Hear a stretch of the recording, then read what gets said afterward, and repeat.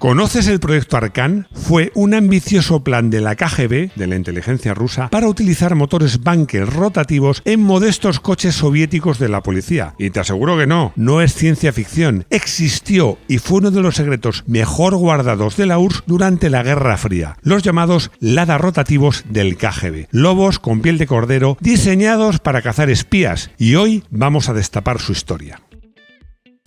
Bienvenido a Garaje Hermético. Enciérrate con nosotros.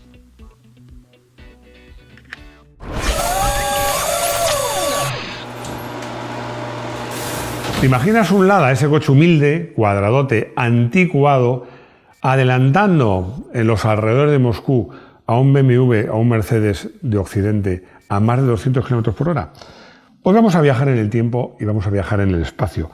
Nos vamos hacia el este, a lo que se llamaba entonces, en la Guerra Fría, el telón de acero, a esa época que era terrible, pero a veces incluso fascinante, de la Guerra Fría, donde en Rusia, en la URSS, nada era lo que parecía. Cuando hablamos de coches soviéticos, a todos nos vienen a la cabeza dos imágenes muy claras. Por un lado, las inmensas limusinas blindadas de los líderes del partido, los Zil y los Chaika, auténticos dinosaurios de acero reservados para la élite. Y al otro extremo, por otro lado, los coches del pueblo, el Ziguli, nuestro querido Lada, el Moskvich o el Trabant. Coches duros en todos los sentidos, sencillos, fáciles de reparar, pero desesperadamente lentos. Pero, ¿qué pasaba en el medio de esos extremos? ¿Qué coche usaba el KGB cuando tenía que perseguir a un diplomático estadounidense que huía en un potente coche occidental? ¿Cómo interceptaba la militsilla a los criminales que empezaban a meter coches de contrabando mucho más rápidos que los patrulleros soviéticos? Nunca hubo respuesta oficial. ¿Por qué? Porque era un secreto de Estado. Pero la respuesta real tenía nombre de ingeniería alemana, el motor rotativo Wankel. Esta es la historia de cómo la Unión Soviética se obsesionó con el motor rotativo casi al mismo tiempo que Mazda, pero con un enfoque totalmente distinto. No buscaban la suavidad ni la eficiencia, buscaban potencia bruta para sus proyectos secretos. Bienvenidos al proyecto Arkan. El origen, la obsesión por ganar a Occidente. Corría el año 1974. En Occidente, el motor rotativo inventado por Felix Wankel estaba en crisis. NSU había fracasado estrepitosamente con el R80 por problemas de fiabilidad y Citroën estaba a punto de tirar la toalla con el GS birrotor. Solo los japoneses de Mazda parecían creer en el futuro del pistón triangular.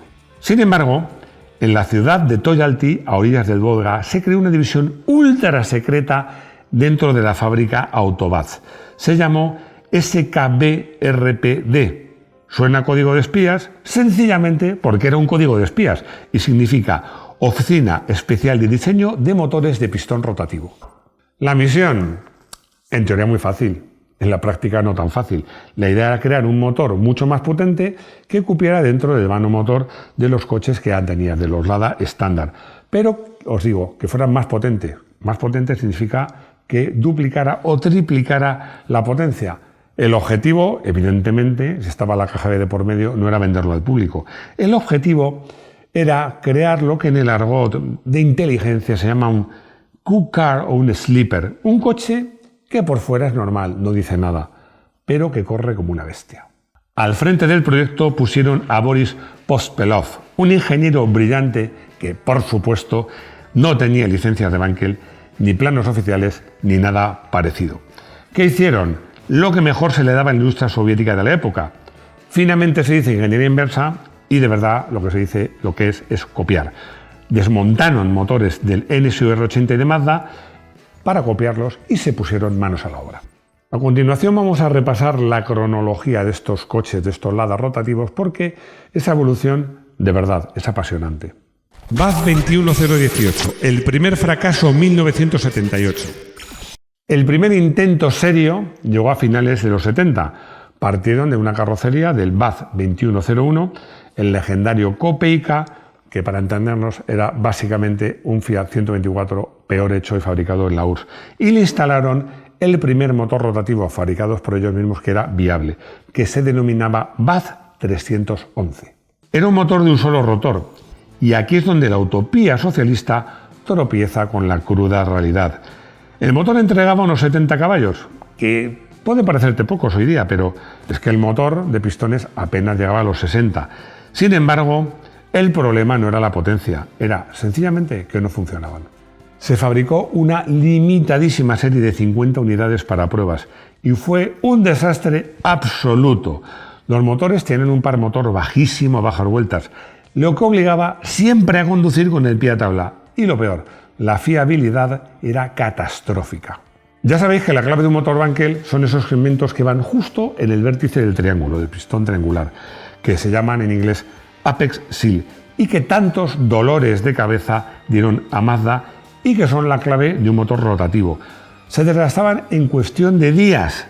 De esas 50 unidades, se dice que en menos de un mes, 49 habían roto el motor y tuvieron que ser reequipadas con motores alternativos. El KGB miró aquello y dijo, niet, necesitaban evidentemente algo mejor. Vaz 21019 Arcan, el coche de los espías 1982. Aquí es donde verdaderamente comienza a forjarse la leyenda, porque aprendieron que un monorrotor era insuficiente y los ingenieros de Toyalty dieron el salto al doble rotor y crearon el motor Vaz 411. Os invito a imaginar la escena. Un coche que por fuera era un Vaz 21019, idéntico a cualquier otro Lada. Mismos parachoques cromados, llantas de acero estrechitas, misma altura, mismos colores apagados, beige, ocre, azul pálido, incluso el mismo interior espartano de siempre. No había tacómetros especiales ni asientos deportivos. Nada de nada. Pero bajo el capó estaba el motor Vaz 411 de 2 rotores, que entregaba entre 120 y 130 caballos. Para que os hagáis una idea de la locura que supone eso en esta época, estaban metiendo la potencia de un Porsche 924 o de un buen Golf GTI de la época en un chasis de Fiat 124 diseñado en los 60, con eje rígido trasero, dirección de tornillo y rodillo sin asistencia, que era una piedra, y frenos de tambor por lo menos atrás. Este coche recibió el nombre en clave de Arcan. Las prestaciones eran de infarto en un país como la URSS. Hacía el 0 a 100 en unos 9 segundos, cuando el modelo normal tardaba casi 20. Y la velocidad punta llegaba a los 180 km por hora. Era el vehículo perfecto para la séptima dirección del KGB encargada de la vigilancia. Podían seguir a cualquier coche occidental sin levantar sospechas. Pero este coche tenía sus peculiaridades. La mayor de ellas, el sonido. El sonido de un motor rotativo no tiene nada que ver con el sonido de un motor de pistones. Suena más agudo, es como si fuera una turbina o incluso un motor de moto. Y para no ser descubiertos, los ingenieros inventaron unos sistemas de escape muy restrictivos, que hacía que el coche sonara no diferente, o sea, no igual, pero sí un poco menos, pero ahogaban el ruido motor. Pero ese zumbido era tan característico que a ralentí se hacía notar y en el fondo sonaba como si fuera un Lada un poquito destartalado. Vaz 21059 y 079, la era cuadrada. Nos vamos a mediados de los años 80, seguimos avanzando en el tiempo, con la llegada de los nuevos Lada Riva o Nova, de faros cuadrados que el KGB utilizó en su flota. Nacen los modelos Vaz 21059 y Vaz 21079. Aquí la tecnología había madurado un poco más. Montaban una evolución en el motor del 411 que llamaron Vaz 413, que mantenía los dos motores pero aumentaba ligeramente la cilindrada y la compresión, y se llegaba ya a los 140 caballos en coches que, os recuerdo, no pesaban ni siquiera 1000 kilos. Estos son quizás los modelos más míticos porque se produjeron en algo más de cantidad, siempre para uso gubernamental. La militsilla de tráfico, la GAI, también recibió algunas unidades para patrullar las grandes autopistas de acceso a Moscú. Hay anécdotas increíbles de esa época. Se cuenta que estos coches tenían 2 depósitos de combustible. ¿Por qué? Porque el consumo era absolutamente disparatado. En una persecución a alta velocidad, el motor Vaz 413 podía tragarse fácilmente 20 o 25 litros cada 100 kilómetros. ¡Ojo! En la URSS, el precio de la gasolina no era un problema para el Estado, pero autonomía sí que lo era. Con un solo tanque no llegaba muy lejos y, sobre todo, la fiabilidad seguía siendo su talón de Aquiles. La vida útil de estos motores se estimaba, de manera un tanto optimista, entre 30.000 y 40.000 kilómetros. No se reparaban, eran motores Kleenex de usar y tirar. Cuando el motor ya perdía mucha potencia o sencillamente costaba mucho arrancar incluso en caliente, lo llevaban al taller de la KGB, cogían ese motor con mucho cariño, lo tiraban a la basura, no sé si con mucho cariño, y ponían uno nuevo. Insisto, motores Kleenex de usar y tirar. Vaz 2108-91, el Samara rotativo. Estamos ya a finales de los años 80 y primeros 90. Llegamos al fin de la era soviética y Lada lanza el Samara, su primer tracción delantera moderno, diseñado, por cierto, con la ayuda de Porsche, un tema que a lo mejor, si os gusta, da para otro vídeo. Pero, por supuesto, el departamento ultra secreto de motores rotativos no se podía estar quieto. Crearon el Vaz 2108-91 y bajo el capó metieron la última evolución del motor birrotor, el Vaz 415, el más refinado de todos, más ligero, con mejor encendido y capaz de girar más alto de revoluciones. Con 140 caballos, en un coche con tracción delantera claramente más aerodinámico y moderno, el Samara rotativo era un auténtico misil, porque aceleraba de 0 a 100 en 8 segundos y este ya superaba los 200 km/h. Era capaz de humillar a la mayoría de modelos europeos de la época. Ya sabéis que este vídeo va de curiosidades, y una cosa curiosa es que tras la caída de la URSS, de la Unión de Repúblicas Socialistas Soviéticas, y el caos de esos años, pues algunas unidades de estos coches tan especiales llegaron a manos privadas. Incluso Autovaz intentó comercializarlos brevemente para el público en general como un coche alto de gama o una rareza tecnológica. Pero claro, sin la red de seguridad del Estado para pagar la gasolina y las reparaciones, eran una ruina para cualquier usuario particular. Aspectos curiosos y desconocidos. Antes de terminar este vídeo, he querido contaros 3 curiosidades técnicas que demuestran lo loco que fue este proyecto. El arranque en frío.